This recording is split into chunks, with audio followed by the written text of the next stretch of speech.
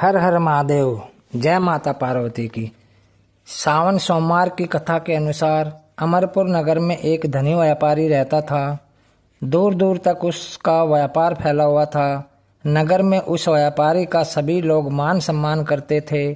इतना सब कुछ होने पर भी वह व्यापारी अंतर्मन से बहुत दुखी था, क्योंकि उस व्यापारी का कोई पुत्र नहीं था।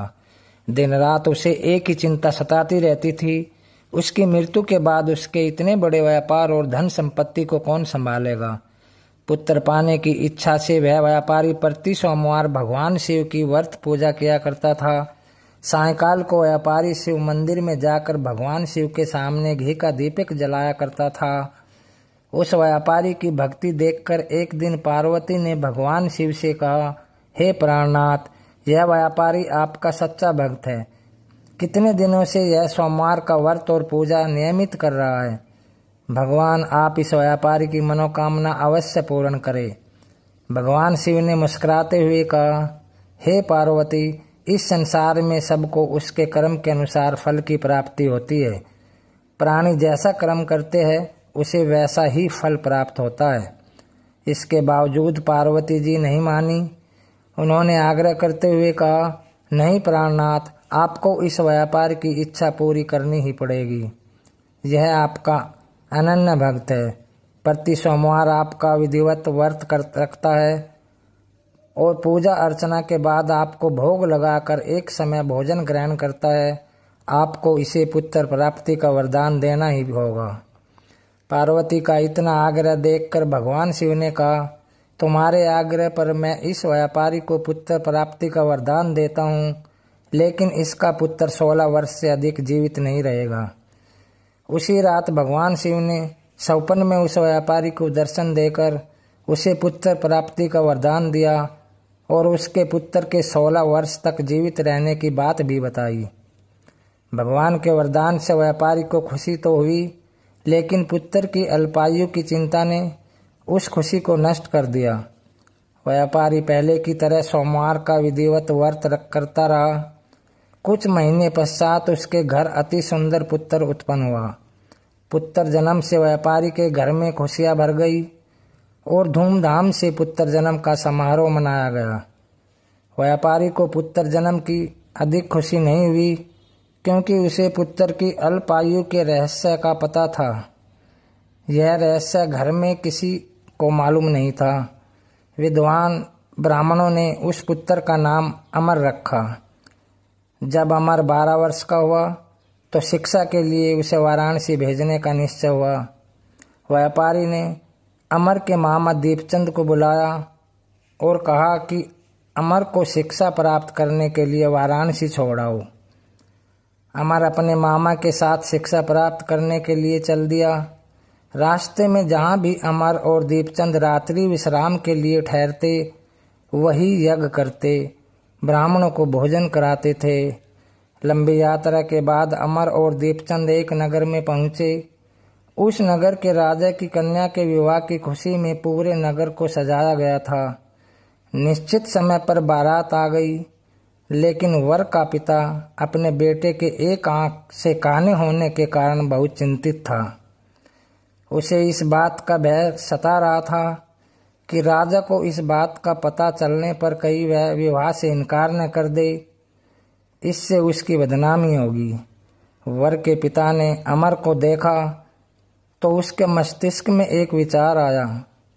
उसने सोचा, क्यों न इस लड़के को दूल्हा बनाकर राजकुमारी से विवाह करा दूं।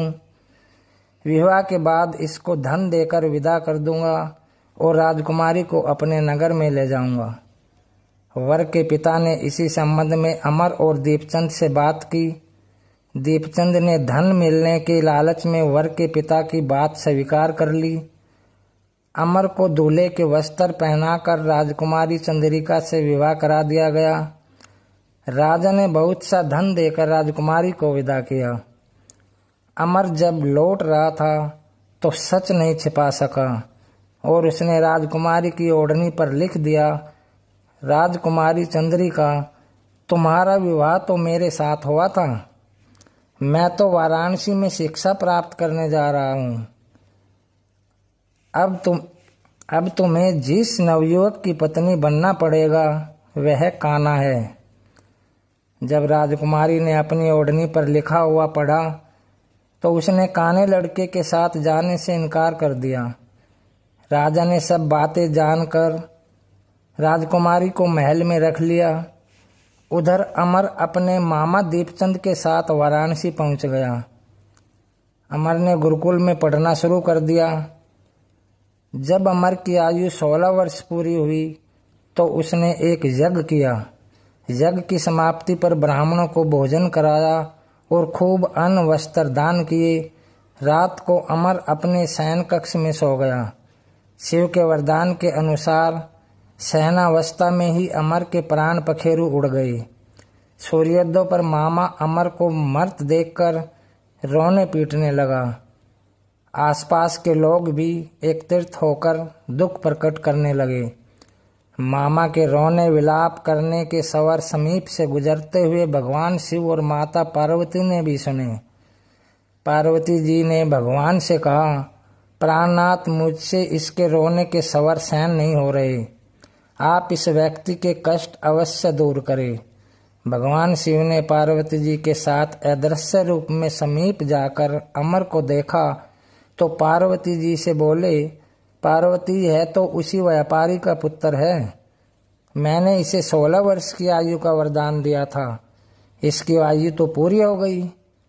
पार्वती जी ने फिर भगवान शिव से निवेदन किया, हे प्राणनाथ, आप इस लड़के को जीवित करें, नहीं तो इसके माता पिता पुत्र की मृत्यु के कारण रो रो कर अपने प्राणों को त्याग कर देंगे।